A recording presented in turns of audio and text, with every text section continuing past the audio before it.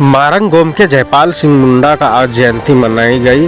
लोगों ने काफी हर्षोल्लास के साथ माल्यार्पण कर उनकी जयंती को मनाई, लेकिन उनका कहना था कि केंद्र सरकार हो या राज्य सरकार, एक आदिवासी महान व्यक्ति को जो देश और राज्य का नाम रोशन किए वैसा उनको सम्मान नहीं दिया गया। आज भी वो अपेक्षित है, जिसके लेकर के खासकर हम आदिवासी समाज का बात करें तो बोले कि आदिवासी मुख्यमंत्री होते हुए भी वैसे आदिवासी व्यक्ति को सम्मान नहीं दिया गया। हम आक्रोशित। जयपाल सिंह मुंडा का जयंती है, आप लोग माल्यार्पण किए हैं, क्या कहेंगे? देखिए, आज का जो दिन है वो बहुत ही केवल आदिवासी समुदाय के लिए नहीं है, संपूर्ण झारखंड वासियों के लिए बहुत ही महत्वपूर्ण, बहुत ही गौरवपूर्ण दिन माना जाता है। क्योंकि आज ही के दिन में हमारे मारंगोम के जयपाल सिंह मुंडा जी का जो झारखंड आंदोलन के भी अग्रदूत रहे हैं, शिक्षाविद रहे हैं, पत्रकारिता के क्षेत्र में एक अलग नाम रहा है, संविधान सभा में वो सक्रिय सदस्य थे, झारखंड के इकलौता सदस्य थे। तो उनका आज इस पृथ्वी में आगमन हुआ था। उन्हीं का 122वां जयंती आज झारखंड मना रहा है, सेलिब्रेट कर रहा है। उसी को लेकर हम लोग आज मारंगोम के जयपाल सिंह मुंडा स्टेडियम में आए हुए हैं और उन्हें भावपूर्ण श्रद्धा सुमन अर्पित कर रहे हैं। जिस सोच के साथ मारंगोम के जयपाल सिंह मुंडा झारखंड अलग राज्य की मांग किए थे और आज 24 साल झारखंड अलग राज्य का हो भी गया, क्या लगता है? जो जिस सोच के साथ मांग किए थे आज सोच पूरा हुआ उनका? नहीं, देखा जाए तो देखिए, उनका जो खास मांग था, यानी जो उनका उद्देश्य रहा है झारखंड के राजनीति में, झारखंड वासियों के लिए पूरा होता हो तो दिख नहीं रहा है। क्योंकि आप जब जाइएगा तो जिस तरह से वो झारखंड प्रदेश के लिए राजनीति किए और जिस तरह से दिन रात झारखंड वासियों के हित के लिए एक नए झारखंड की कल्पना किए थे, बृहत झारखंड का कल्पना किए थे, आपको जग जाहिर है कि वो बृहत झारखंड कभी भी झारखंड वासियों को नसीब नहीं हुआ, नहीं मिला। एक खंडित झारखंड हमें मिला। तो पहला जो उनका जो सपना था कि एक बृहत झारखंड मिले, वो मिल नहीं पाया है। तो यहाँ जो सपना तो अधूरा दिखता ही दिखता है।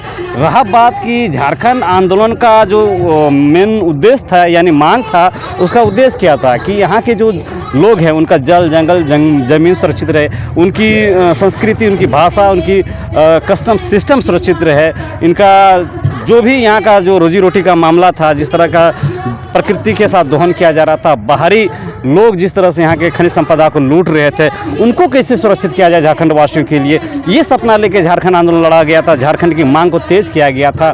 खतियान आधारित स्थानीयता की बात करते थे हमारे, आपको पता होगा उनका तो एक डेडलाइन था 1951 का, कि जो 1951 से यहाँ पे जो रह रहे हैं वो यहाँ के स्थानीय माने जाएंगे। नहीं, कहीं ना कहीं देखा जाए तो स्थानीयता एक बड़ा मुद्दा उनके आंदोलन में रहा है। लेकिन आज तक ये 25 साल हो चला है, लेकिन देखिए आज स्थानीयता का जो मामला है आज तक परिभाषित नहीं किया गया कि झारखंडी कौन है, बाहरी कौन है, और भी तमाम चीज़ें। जिस तरह से आपको पता होगा कि ये इलाका पूर्व में बंगाल के साथ सटा हुआ था, बाद में उड़ीसा से रहा, बाद में फिर ये बिहार में रहा, उसके बाद ये 2000 में जो ये झारखंड आंदोलन एक अपना एक रूप लेता नजर आया, एक अलग झारखंड हम लोगों को मिला। हम लोग बहुत ज़्यादा खुश थे कि चलो कि एक अलग झारखंड मिला है, झारखंड वासियों का भला होगा। चूँकि जो लूट बंगाल के रहते हुए, चूँकि आपको पता होगा जब ये मुल्क बंगाल से जुड़ा हुआ था तो तमाम नौकरी पेशाओं में बंगालियों का दबदबा था और एक जो शोषण का जो दौर था वो बंगालियों की तरह चरम सीमा पे था। इससे मुक्ति पाने के लिए फिर आगे आप बढ़ते हैं हम लोग, तो फिर आप बिहार से हम लोग उड़ीसा से अलग होते हैं। अभी हाल में आप देखेंगे खरसावा गोलीकांड, जिसमें हजारों हजार आदिवासियों को खून से छल्ली कर दिया गया, वहाँ का जो ज़मीन था वो खून से लाल हो गया। तो वो आंदोलन भी कहीं ना कहीं झारखंड आंदोलन से जुड़ा हुआ था। तो वहाँ पर भी आप देखेंगे कि जिस तरह से शोषण का दौर था वो चलता रहा। तो उड़ीसा सरकार के द्वारा भी, उड़ीसा के लोगों के द्वारा फिर नौकरी रोजी रोटी पे कब्जा किया गया, यहाँ के भाषा संस्कृति को मिटाने का प्रयास किया गया। यहाँ तक हुआ जबकि बिहार से हम लोग अलग होने की मांग करने लगे। यानी जिस आंदोलन की ज़्यादा चर्चा होती है कि बिहार से किस तरह से इसको अलग किया जाए, तो जब बिहार में ये राज था तो बिहारियों के द्वारा भी हमारी रोटी माटी, हमारे जल जंगल ज़मीन का जो शोषण का दौर था वो बदस्तूर जारी रहा।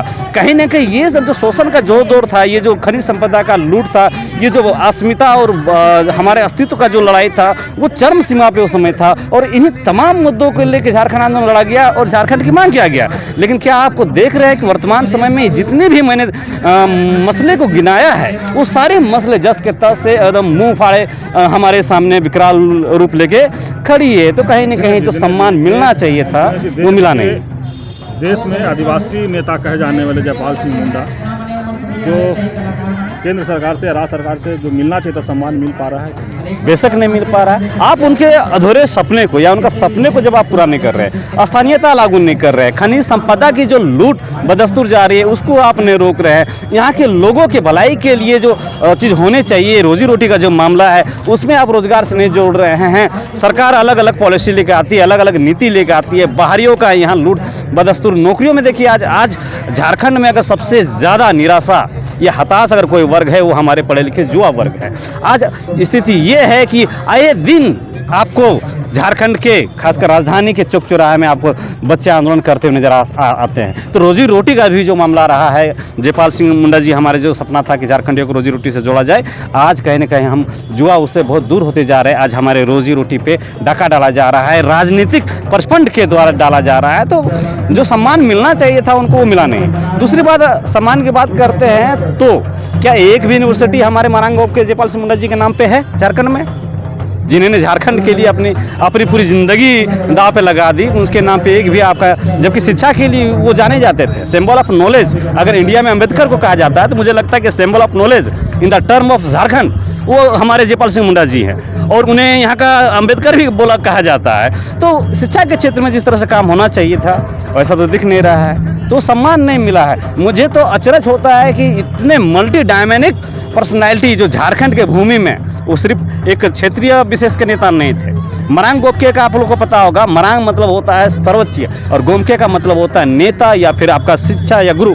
तो इतने बड़े नेता जो विश्व पटल पे झारखंड को लेके गए, झारखंड को पहचान किए, हमें गर्वान्वित किए, लंदन ओलंपिक में प्रथम मेडल जीतने का काम किए, इंडियन सिविल सर्विस में जो थे प्रथम भारतीय थे जिन्होंने, प्रथम झारखंडी थे जिन्होंने इतना बड़ा सम्मानित उनको किया गया और हमें सम्मान दिया।